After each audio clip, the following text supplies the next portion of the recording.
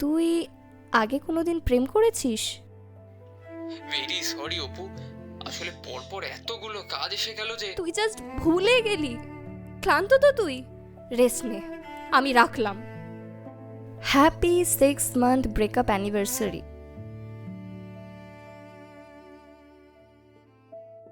কিছু গল্প শুধু পড়া হয় না, অনুভব করা হয়, আর সেই অনুভূতির সঙ্গীই হলো গল্প ফ্লো। নমস্কার, আমি অপর্ণা। বর্ষার সন্ধে হোক কিংবা মেঘলা বিকেল, কিছু কিছু ঋতু যেন পুরনো স্মৃতিগুলোকে অকারণেই ফিরিয়ে আনে। কিছু মানুষকে হয়তো সময় দূরে সরিয়ে দেয়, কিন্তু সত্যিকারের অনুভূতিগুলো কোথাও না কোথাও ঠিকই রয়ে যায়। আমাদের আজকের গল্পটিও ঠিক তেমনই। ভালোবাসা, অভিমান, অপেক্ষা আর আবারও ফিরে আসার একটি মিষ্টি গল্প। আমাদের আজকের গল্প ফ্লোয়ের নিজস্ব নিবেদন জয়িতা দাসের লেখা ঘরে ফেরা।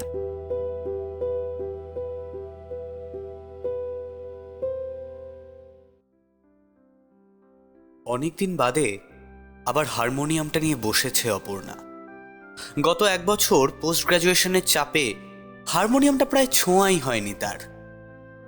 ধুলো টুলো ঝেড়ে গলাটা একটু সেধে নিতেই হঠাৎ যেন একটু থামলো অপর্ণা। সুরের ফাঁকে বেশ কিছু স্মৃতি কেমন যেন উঁকি দিয়ে যাচ্ছে। মনে পড়ছে সেই গানের ক্লাসের দিনগুলো। গত 2 বছর আর গানের ক্লাসে যায় না অপর্ণা, সময় হয়ে ওঠে না আসলে। প্রায় সব স্মৃতিতে হালকা ধুলো জমলেও একজনের সমস্ত কিছু একেবারে ঝকঝকে হয়ে আছে তার মনে। তার মধ্যে একদম প্রথম দিনের গল্পটাই দেখা যাক। যেহেতু এটি অপর্ণার বাবার বন্ধুরই গানের স্কুল, তাই পরিবেশটা তার বেশ চেনাই। এর আগেও সে বেশ কয়েকবার সেখানে গিয়ে গান শুনে এসেছে। অপর্ণা তখন সবেমাত্র উচ্চ মাধ্যমিক পাশ করেছে। আগের গুরুজি অন্য শহরে ঠিকানা বদল করায় এই নতুন গানের স্কুলে এসেছে সে। মূলত সে শাস্ত্রীয় সঙ্গীত ও রবীন্দ্রসঙ্গীত গায়। সেদিন সে গানের স্কুলে সময়ের একটু আগেই পৌঁছে গিয়েছিল। বসে বসে আগের প্রশিক্ষণগুলোই একটু মনে করছিল সে। এমন সময় একটি বেশ বড় সড়ো চেহারার ছেলে এসে বসে তার পাশে। প্রথম কয়েক সেকেন্ড দুজনেই চুপ ছিল, তারপর ওপাশ থেকে শোনা গেল, আজ প্রথম? হ্যাঁ। এই সময় তো গুরুজি নতুন ছাত্রছাত্রী ভর্তি নেন না, তাহলে? বলে একটু থামলো ছেলেটি। হ্যাঁ ঠিকই। আসলে আমার বাবা আর আঙ্কেল, মানে তোমার গুরুজি, ছোটবেলার বন্ধু, তাই আমাকে ভর্তি নিয়েছেন। ও আচ্ছা, তোমার নাম? অপর্ণা। আর তুমি? সুজয়। এরপর সেদিন আর কথা হয়নি তাদের। সেদিন রাতে অপর্ণার ঘুম আসতে একটু দেরিই হলো। কেন জানি বারবার ওই ছেলেটির মুখ মনে পড়ছে তার। ছেলেটি রবীন্দ্রসঙ্গীত গাইলেও তার পোশাক আশাক একটু অন্যরকম। সঙ্গীত সাধনার সাথে ওই রকম চেহারা মেলাতে একটু অসুবিধাই হচ্ছিল অপর্ণার। প্রায় 1 মাস হলো একসাথে ক্লাস করছে অপর্ণা ও সুজয়। ক্লাস পেরিয়ে পাশের চায়ের দোকান পর্যন্ত গড়িয়েছে তাদের বন্ধুত্ব। তুমি থেকে তুই সম্বোধনে পৌঁছেছে দুজনে। একদিন চা খেতে খেতেই অপর্ণা জিজ্ঞেস করলো, আচ্ছা, তুই এত ভালো রবীন্দ্রসঙ্গীত গাস, তাও তোর চেহারাটা এরকম উস্কো খুস্কো কেন রে? ভালো রবীন্দ্রসঙ্গীত গাইলেই যে ওয়েল ড্রেসড হতে হবে এমনটা তো কোথাও লেখা নেই অপু। না, সে ঠিক, তাও একটু তো ঠিকঠাক হয়ে আসতেই পারিস। ঠিকঠাক ছিলাম জানিস তো। বাবা মারা যাওয়ার পর পুরো সংসারের দায়িত্ব আমার ঘাড়ে এসে পড়েছে। এদিকে আমার সবে সেকেন্ড ইয়ার, টিউশনির টাকা আর কতই বা আয় হয়। তাই রাতের দিকে বেশ কিছু হোটেলে হিন্দি গানের শো করি। আর এই সব শো করতে গেলে এইরকম চেহারা একটু রাখতেই হয়।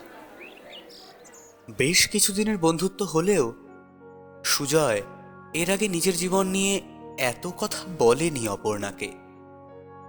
অপর্ণার প্রথম দিন থেকেই বেশ পছন্দ ছিল সুজয়কে। না হলে এত সহজে কোনো ছেলের সাথে বন্ধুত্ব করে না সে। সুজয়ের কথাগুলো বেশ বিচলিত করেছে তাকে। একদিন ক্লাসের শেষে ওই চায়ের দোকানে বসে আছে দুজনে, অপর্ণা হঠাৎ জিজ্ঞেস করলো, এই সুজয়, তুই আগে কোনোদিন প্রেম করেছিস? বাবা, হঠাৎ এই প্রশ্ন কেন? আরে বল না। হ্যাঁ, করেছি। 2 বছর, ক্লাস 11 থেকে উচ্চ মাধ্যমিক পর্যন্ত। তারপর? তারপর আবার কি? মানে তারপর কি হলো? তারপর আর কি? স্কুল বদলে গেল, প্রেমও জ্বলে গেল। ও আচ্ছা। তুই হঠাৎ এই কথা জিজ্ঞেস করলি কেন? এমনি মনে এলো হঠাৎ, তাই। কি যে চলে তোর মাথায়? বলে দুজনে উঠে হাঁটতে লাগলো। অপর্ণার হাঁটার মধ্যে আজ একটা খুশি খুশি ভাব। তার তো প্রথম দিন থেকেই পছন্দ ছিল সুজয়কে, শুধু মাঝে কোনো প্রেমিকা নামক বাধা আছে কিনা তা নিয়ে একটা অনিশ্চয়তা ছিল। আজ সেটা দূর হয়ে গেছে। এবার সে তার মনের কথা সুজয়কে বলতেই পারে।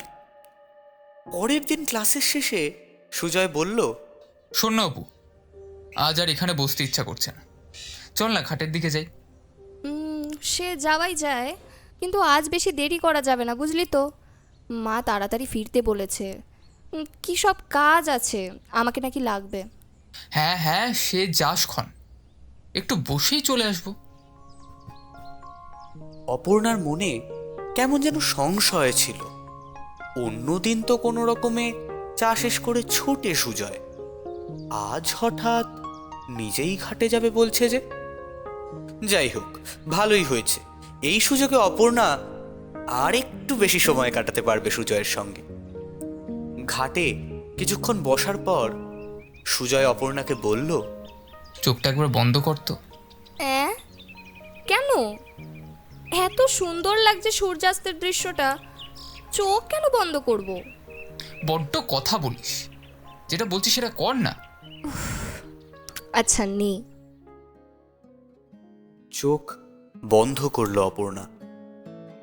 একটু বাদেই চোখ খুলতে বলল সুজয়। চোখ খুলে অপর্ণা দেখল তার সামনে হাঁটু মুড়ে বসে আছে সুজয়, হাতে একটা আংটি, আর চোখ অপর্ণার দিকে। অপর্ণা বাকরুদ্ধ। সে ভাবল বোধহয় এই সব কিছু স্বপ্ন। একবার আবার চোখ বুজে চোখ খুলল সে। না, এ তো স্বপ্ন নয়, সত্যি। তার মানে সুজয়ও। সুজয় বলল, অপু, অনেকদিন ধরেই তোকে কথাটা বলবো ভাবছিলাম, কিন্তু অনেক কারণেই সাহস করে উঠতে পারছিলাম না। আসলে আমার তো সেই অর্থে কোনো বাধা ধরা রোজগার নেই, তাই তোকে কতটা সুখে রাখতে পারবো জানি না। তবে আমি তোকে খুব ভালোবাসি অপু। এই আংটিটা মা আমাকে দিয়েছিল আমার যে স্ত্রী হবে তাকে দেওয়ার জন্য। এই মুহূর্তে এর থেকে উপযুক্ত কিছু পেলাম না তোকে দেওয়ার জন্য। আমি চাকরির ইন্টারভিউ দিতে শুরু করেছি জানিস, একটা না একটা তো হয়েই যাবে। তারপর তোর বাড়িতে গিয়ে আমি আমাদের কথা না হয় জানাবো। আমি তোকে খুব ভালোবাসি অপু। আর তুই? একটা লম্বা নিঃশ্বাস নিয়ে অপর্ণা বলল, সুজয় সুজয়, আগে ওঠ। বস এখানে। বসলো ওরা দুজনে। সুজয়ের হাত ধরে অপর্ণা বলল, সুজয়, তুই সেদিন জিজ্ঞেস করছিলি না যে আমি তোর প্রেমের কথা কেন জিজ্ঞেস করছি? কারণটা এটাই, আমি দেখছিলাম আমার পথটা পরিষ্কার আছে কিনা। মানে প্রথম দিন থেকে তোকে আমার ভালো লাগে, সাহস করে বলতে পারিনি কোনোদিন, কিন্তু কিন্তু বিশ্বাস কর, আমি সত্যিই ভাবিনি যে তোর মনেও আমার জন্য এই অনুভূতি কাজ করে। আর রইল রোজগারের কথা। হ্যাঁ, আমার বাড়ির লোক নিশ্চয়ই চায় যে আমাকে বিয়ে করবে সে যেন ভালো রোজগার করে, তাদের মেয়েদের যেন একটা ভালো ভবিষ্যৎ হয়। কিন্তু আমার জন্য ভালো রোজগারটাই সব নয় রে। মোটামুটি জীবনটা চলে গেলেই হবে। আমার তোকে ভালোবাসা বা না বাসাটা কখনোই রোজগারের ওপর নির্ভর করে থাকে না সুজয়। আমি তোকে ভালোবাসি, আমি এই মানুষটাকে ভালোবাসি, আমি সুজয়কে ভালোবাসি। এরপর দুজনে হাতে হাত রেখে সুজয়ের কাঁধে মাথা দিয়ে বসলো অপর্ণা। অনেকক্ষণ ওইভাবে বসে থাকার পর বাড়ি যায় ওরা। অপর্ণা একটু বকা খেয়েছে মায়ের কাছে, তবে সেটা ওর খুব একটা গায়ে লাগেনি সেদিন। কেটে যায় দুটো গোটা বছর। অপর্ণার পড়াশুনো এগোয়, সুজয়ও গানের পাশাপাশি চাকরির চেষ্টা করতে থাকে। একদিন সুজয় ফোন করলো অপর্ণাকে। খুব গুরুত্বপূর্ণ কিছু না হলে সচরাচর ফোন করে না সুজয়। ফোন ধরতেই ওপার থেকে ভেসে এলো, আমি চাকরিটা পেয়ে গেছি। আরে এ তো খুব ভালো খবর, কিন্তু তোর গলাটা এরকম শোনাচ্ছে কেন? তুই খুশি নোস? আমাকে ব্যাঙ্গালোর চলে যেতে হবে। দুদিকেই এক অজানা নিস্তব্ধতা। ও, তার মানে আমাদের চাইলেই দেখা হবে না অপু। কিন্তু দেখ, কথা তো হবে।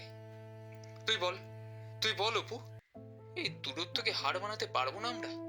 জানি না রে, তবে দিনের শেষে খবরটা খুবই ভালো খবর। ভগবান সব কিছু একেবারেই তো আর দেয় না, যেটা দিয়েছেন সেটা নিয়েই খুশি হই এখন। বিকেলে আসবি তো? খাওয়াবি কিন্তু। আচ্ছা, দেখা হচ্ছে।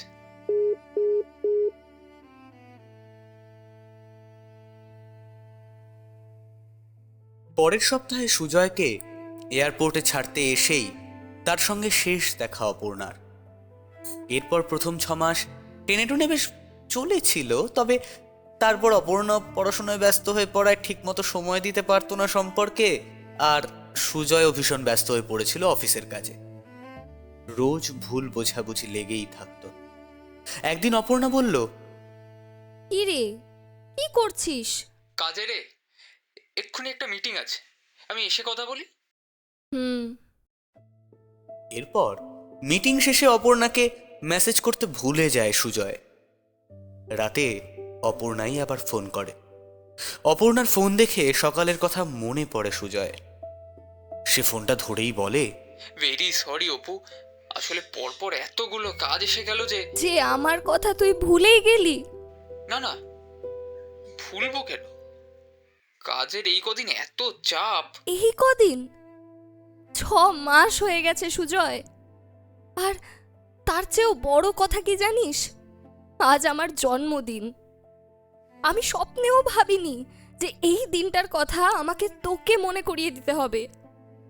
সারাটা দিন ফোন নিয়ে বসেছিলাম, এই হয়তো তুই ফোন করবি বা মেসেজ করবি, কিন্তু না, সেগুড়ে বালি, তুই জাস্ট ভুলে গেলি। খুব সরি অপু, আমার কোনো অজুহাত দেবার নেই এতে।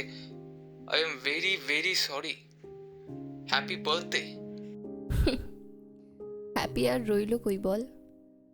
ছাড়, তোর অনেক চাপ গেছে আজ, তুই রেস্ট নে। এমন করে বলছিস যেন তুই খুব সময় দিস আমাকে। হ্যাঁ, আমার হয়তো কাজের চাপে মনে ছিল না তোর জন্মদিন, কিন্তু তুইও ভেবে দেখ, এই যে 1 মাসের কথা তুই বললি, সেখানে কতটা সময় তুই আমাকে দিয়েছিস। আমি অফিস থেকে ফিরে যখনই কথা বলতে আসি, বেশিরভাগ সময় তুই বলিস তুই নাকি খুব ক্লান্ত। ব্যস্ত আমি একা নই অপু, একটু নিজের দিকেও তাকা প্লিজ। তুই এখন তোর আর আমার তুলনা করবি? আমি তাও চেষ্টা করি সুজয়, অন্তত এত ব্যস্ত নই আমি যে তোর জন্মদিন ভুলে যাব। ক্লান্ত তো তুই, খুব চাপ গেছে না তোর ওপর? রেস্ট নে, আমি রাখলাম। বলে ফোনটা কেটে দেয় অপর্ণা। সুজয় আজ ভীষণ ক্লান্ত। কোনো রকমে জামা কাপড় ছেড়ে না খেয়েই মনে একরাশ অনুশোচনা নিয়ে ঘুমিয়ে পড়ল। এইরকমই একদিন তারা সিদ্ধান্ত নেয় আর একসাথে পথ চলা সম্ভব নয়। একে অপরকে মেসেজ করা বন্ধ করে দেয় দুজনেই। কিন্তু কোথাও যেন দুজনেই ভুলতে পারেনি দুজনকে। এই কথাটা ওদের বাবা মা এবং বন্ধু বান্ধবরা বোঝানোর চেষ্টা করেছে ওদের, কিন্তু দুজনেই তা বুঝতে নারাজ। আসলে ওদের দুজনের মাঝে ছিল একটা মস্ত বড় অভিমানের পাহাড়, যেটা কিছুতেই দুজনের প্রতি নিখাদ ভালোবাসাটা সামনে আসতে দিচ্ছিল না। দুজনেই বরাবর একে অপরের চ্যাটটা খোলে, কখনো কখনো মেসেজ টাইপ করেও ফেলে, কিন্তু পাঠায় না। আজ আর পারছে না অপর্ণা। সে হারমোনিয়াম রেখে ফোনটা নিয়ে মেসেজ করেই ফেললো সুজয়কে।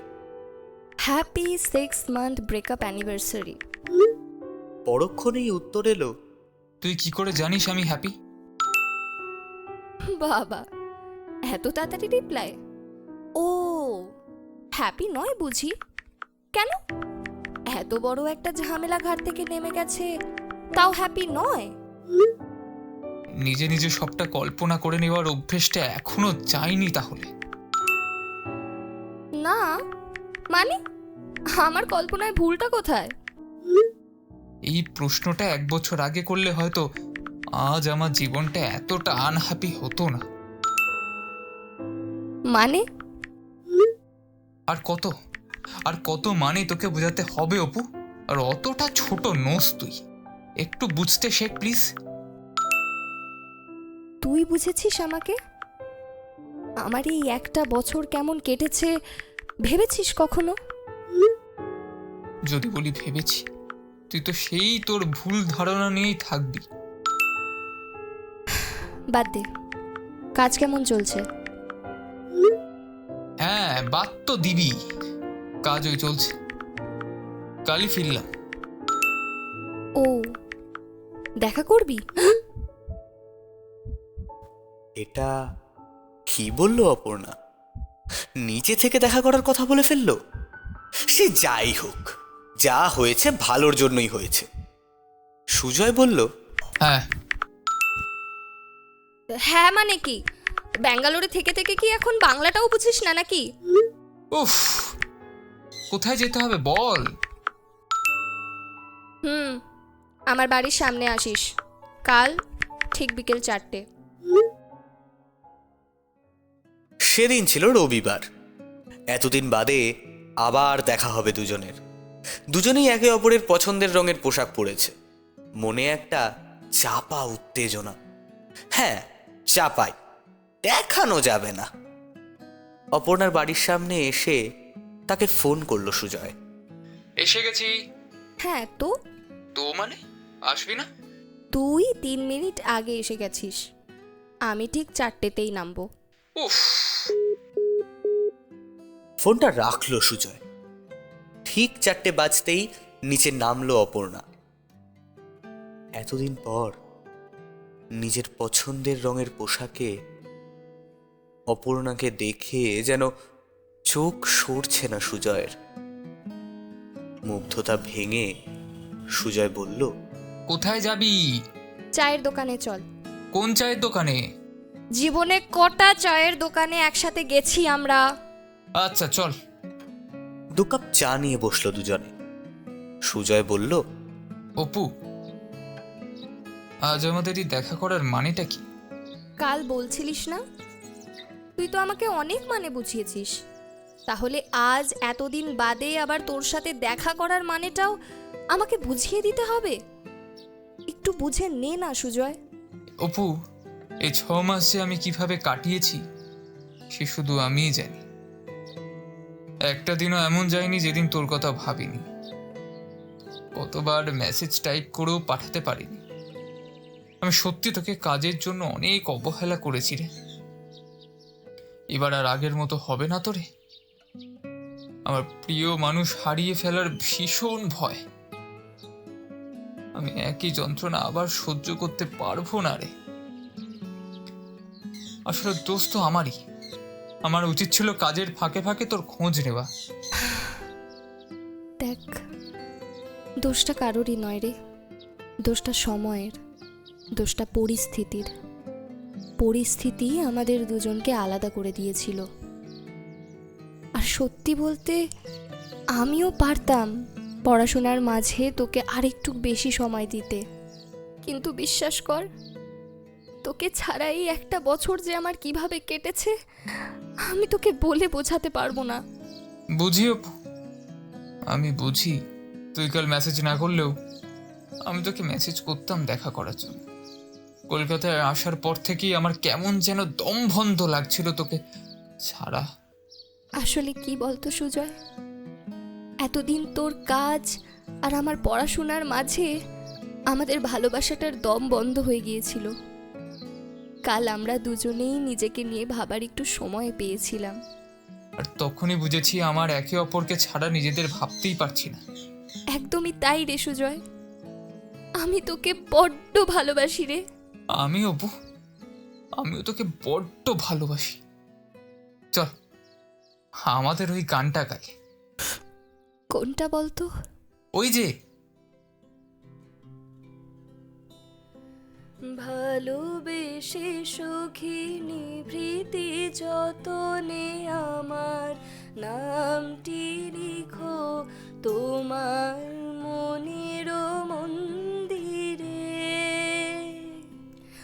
আমারও পরাণে যে গান বাজিছে তাহার তালটি শিখো তোমার চরণ মঞ্জিরে।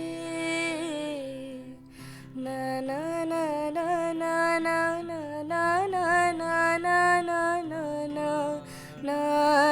না না না না না না না। দূরত্ব আর অভিমানের পাহাড় পেরিয়ে ভালোবাসাটা কিন্তু ঠিকই তার নিজের পথ খুঁজে নিল। আমাদের আজকের গল্পের চরিত্রগুলিতে পাঠ করেছেন সূত্রধরের ভূমিকায় সৌর্য, সুজয়ের ভূমিকায় অর্ঘ্য এবং অপর্ণার ভূমিকায় আমি অপর্ণা। এই প্রথম প্রেমের গল্পটি আপনাদের কেমন লাগলো কমেন্ট করে অবশ্যই জানাবেন। আপনাদের একটি মন্তব্য আমাদের এই নতুন লেখিকাকে আগামী দিনে আরও সুন্দর লেখার জন্য অনুপ্রেরণা জাগাবে। গল্পটি ভালো লাগলে লাইক, শেয়ার এবং চ্যানেলটিকে সাবস্ক্রাইব করে রাখুন। খুব তাড়াতাড়ি দেখা হচ্ছে আরও একটি নতুন গল্প নিয়ে। সবাই ভালো থাকুন, সুস্থ থাকুন। ধন্যবাদ।